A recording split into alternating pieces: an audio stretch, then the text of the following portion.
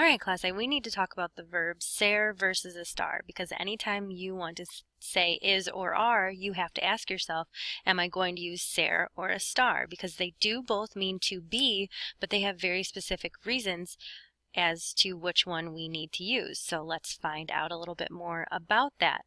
First, let's ask ourselves, what do we already know? So you don't have to write this down.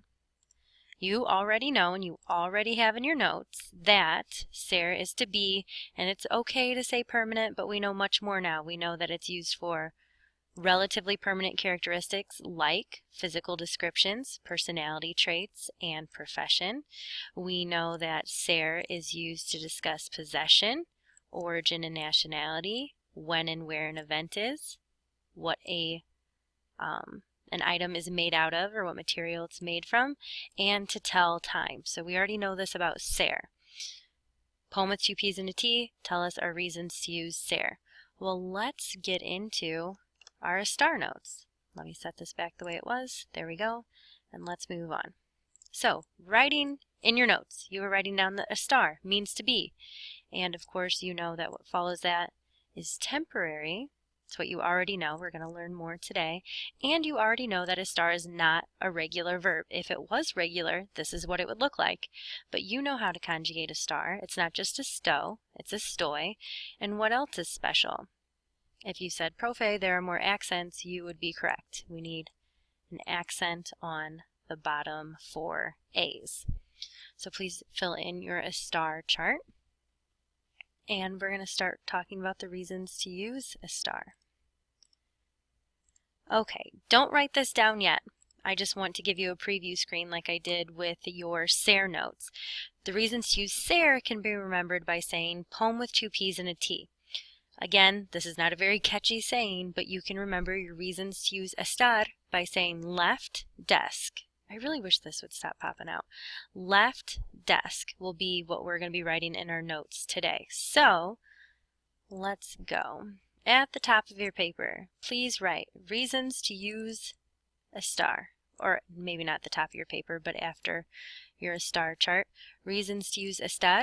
And the first reason in left desk, the L is for location. But you have to remember, it's not for events. Because if you think of your reasons to use ser, we use ser to say when and where an event is. So if it's anything besides an event, we use estar to talk about location. For example, we are in Spanish class. That will be our example sentence, just like with our ser notes. I want you to write the reason, and then we're going to have an example sentence that you should indent, and then you should skip a line to fill in our answer or our translation in class. So, with left desk, the L is for location, not events.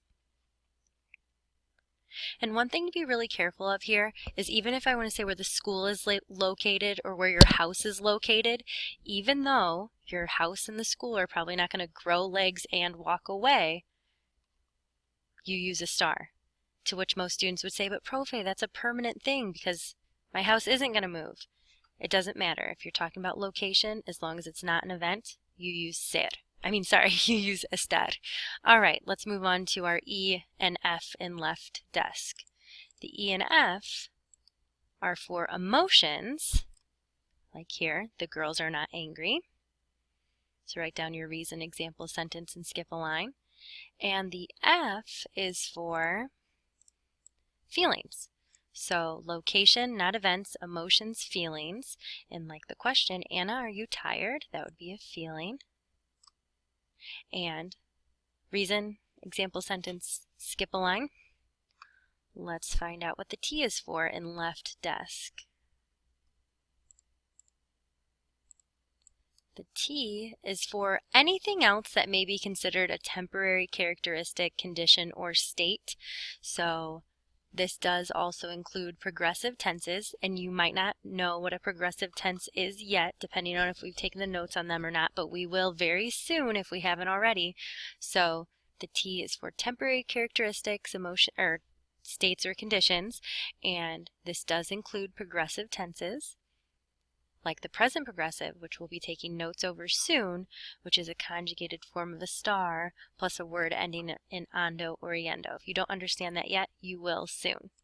And our example sentence for a temporary characteristic is I am sick. After you've included this information here, go ahead and fill in this example sentence and skip a line for more info.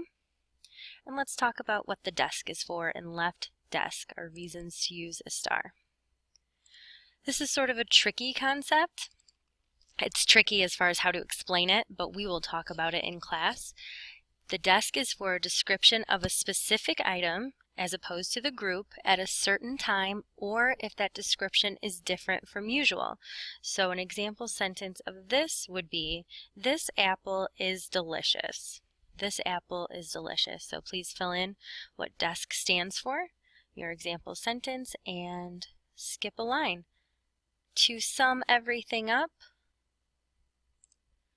our reasons to use Estar: location, not events, emotions, feelings, any temporary characteristics, including progressive tenses, and description of a specific item as opposed to the group at a certain time or if different from usual. So again, this is just a summary screen. You already have this information in your notes.